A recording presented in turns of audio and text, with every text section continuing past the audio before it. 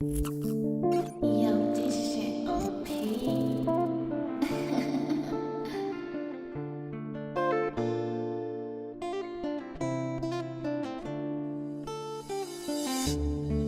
So I would say that the top two stories of the year were the fact that the Sheriff's Department basically, as this is my opinion, and I stated it on the record to the Board of Supervisors, so, you know, this is no secret, but it's my opinion that a member of the Sheriff's Department basically, screwed up the evidence to make sure that District 1 Supervisor Travis Lingenfelter could never be indicted on the rape allegation that came through the county web portal. And you can now follow the Mohave Free Press on Substack. I'm also on Twitter and I'm on Facebook. So, but that was, awesome. I would say that was one of the biggest stories of the year, was the fact that the vehicle in question that the woman said she was violently raped in was a county vehicle, allegedly. And so rather than sending it out to an outside agency to be processed, they processed it in-house, and they essentially destroyed evidence. For instance, I have the report. It says there was a handprint on the back window. So instead of taking fingerprints on the handprint on glass, which is the easiest thing to do, the deputy swabbed it with a DNA swab, except he turned his badge cam off. So any evidence allegedly collected can't even be tied to the vehicle. And then the internal emails indicate that 2 vehicles were released, but only one was apparently processed.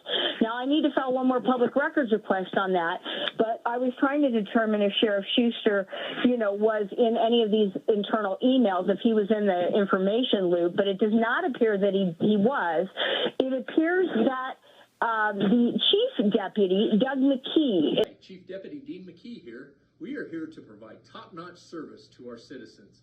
Is the only one that was named. So I don't know whether Chief Deputy McKee informed Sheriff Schuster or if he took the liberty himself to have someone process this vehicle where this alleged rape took place. All right, so what did Lingenfelter have to do with it? Well, he was the one accused of doing the rape. Oh my God. Yeah. So this was a big deal, and Supervisor Lingenfelter told me in a recorded conversation, which I have, that he didn't know I was recording because I was recording something else when he asked to talk to me, and I just, okay, sure, why not, talk away. But he basically told me that he got the other newspapers, the Standard and the Miner, to stand down and not print anything about it unless he was indicted.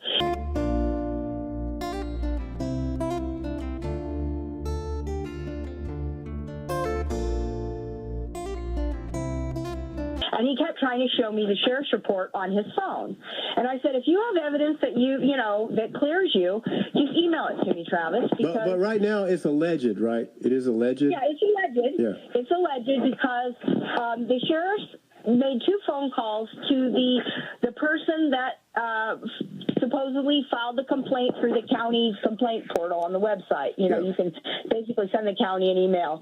And it was a very cryptic thing. It said something like one sentence, something like, Supervisor Travis Lingenfelter violently raped me in a county vehicle in Cedar Pocket, which is in his district in northern Arizona, up near the Utah border. This woman is from St. George. I'm not going to mention her name. The sheriff tried to call her twice, and on the same day, at the beginning of the shift and the end of the shift. They did have a video of that, and she didn't return their phone call, so they closed the case. But the Sheriff's Department has a forensics van, I believe. They didn't hire the person that does forensics exams to process the vehicle. They had a different deputy process the vehicle, move it from the county public works to, I guess, someplace else. That's evident in the documents and the video. And then all they did was shoot a video of walking around the vehicle, showing that it had, like, blinking, flashing cop lights. Yeah. And then they shut the badge cam off. Now, Yeah, we're hot. We can't shut it down. We got 10-15s. Why we give county supervisors and other employees vehicles with, flashing police lights is kind of questionable. But I don't know how this came about. But what I found interesting was in the conversation that I had with Lingenfelter, he said they won't run the story unless I'm indicted. But he was trying to show me the police report, which basically proved that he could never be indicted because no evidence could ever be tied to the vehicle. Well, wait, what about the victim?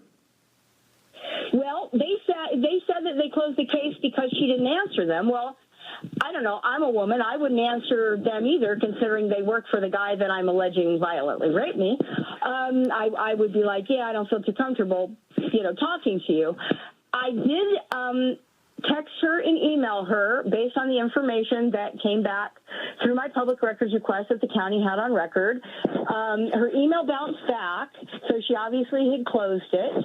But she did text me back 2 weeks later and said she didn't want to talk anymore about it because of the sensitive nature of the situation, and she would appreciate if I no longer mentioned her name. So that's that then. He's in the clear. So he's in the clear then. Well, he'll never be charged. Yeah. But the irony is that because the evidence was essentially tampered with, and I do feel that I'm going to need, when I have a few spare moments, to file a complaint with the Arizona Police Officer Standards and Training Board and the Arizona Attorney General's Office for evidence tampering, and have somebody else look into this situation. But because they did what they did, he can never be charged, but he can also never be exonerated. You'll never be exonerated. Right. So it could be a civil suit. So innocent, a civil suit. They would have done it by the book, and then he would have been cleared. But now he can never be cleared. So that's going to hang over his head forever. You're always going to have this in life. So if you can face this and you can find ways to overcome it, then, not to say that life will be easy, because this is... And he did email me basically a cease and desist, asking me to take the information down and whatnot, and I just said, yeah, go pound sand. He did not have an attorney send one to me, which means that he probably talked to an attorney, the same criminal defense attorney he hired to contact the county prosecutor's office and tell the county prosecutor, if you indict my client in this matter, he wants to testify before the grand jury. Now, that is not highly unusual. It does happen. It doesn't happen very often. Usually that evidence is presented to the grand jury without the perpetrator, professing their they've been raped, yeah.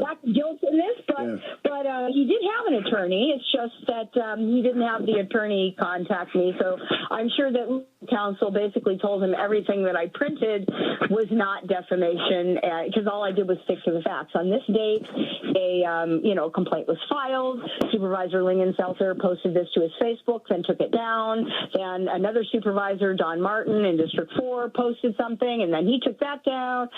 I just stuck to the provable facts. All the rest of the supervisors, do they support him? This seems like something that would reflect on all of them. Well, here's what's interesting.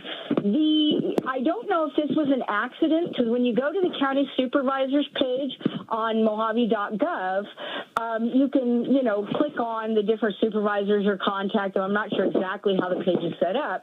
So maybe this woman accidentally clicked the wrong supervisor, or maybe she just thought that person might be receptive. But she actually sent the email to Supervisor Borelli out of Havasu. Right. But she tagged Supervisor Lettman in Bullhead in the email. So it was kind of confusing. And then, of course, Supervisor Borelli, he turned it over, I think, to the county manager, who notified Supervisor Lingenfelter, and then what appears to be a great big cover-up ensued. But you can't cover things up from me. So let me get this straight. So the victim... right after it happened, she immediately called the authorities, right? She reported it. Is that what? No, that's the problem. See, she did not call the sheriff's department or DPS or, you know, somebody like that. I don't know why there was a lapse in time between when the incident was alleged to have happened and when she, you know, got up the courage or got angry enough or whatever happened where she said, I need to say something about this. And then rather than contacting the sheriff's department to begin with, she contacted the county. You know, but a lot of people don't know how government works in different layers either. So, you know, but the problem is now the story is not the alleged rape. Now the story is the fact that the sheriff's department actively engaged in a manner in which covered up for the guy who sets their budget and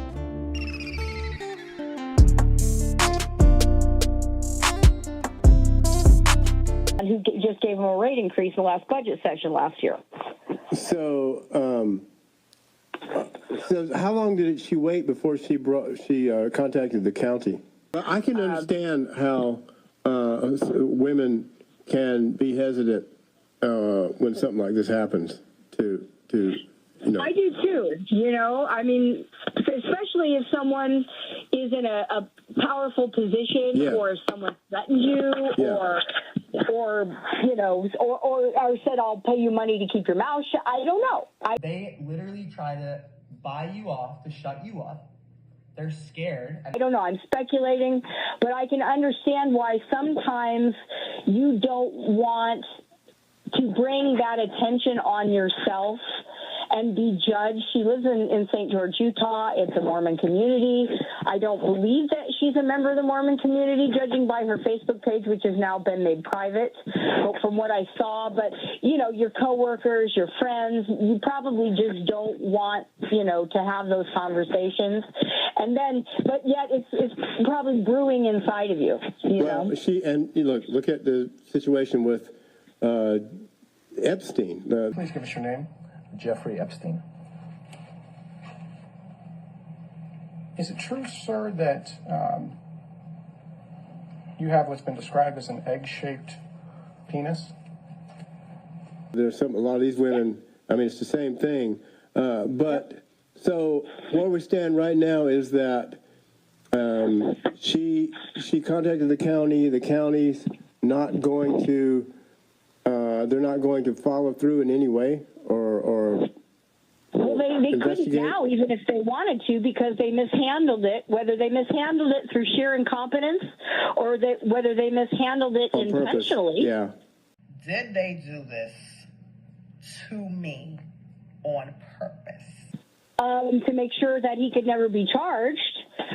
I don't really know. I can only guess at this point, but I do need to file one more public records request to see if I can get any more internal documents within the sheriff's department that would indicate whether, you know, what McKee might have instructed somebody to do or who he might have contacted or. Chief Deputy Dean McKee here. We are here to provide top-notch service to our citizens. Or whatnot, and I need to get that information or confirmation that there isn't any before I take this to the Arizona Attorney General. So that was one of the biggest stories I broke this year that you weren't going to hear about anywhere else. And the other story is the David Rose story, which we can get to in a second.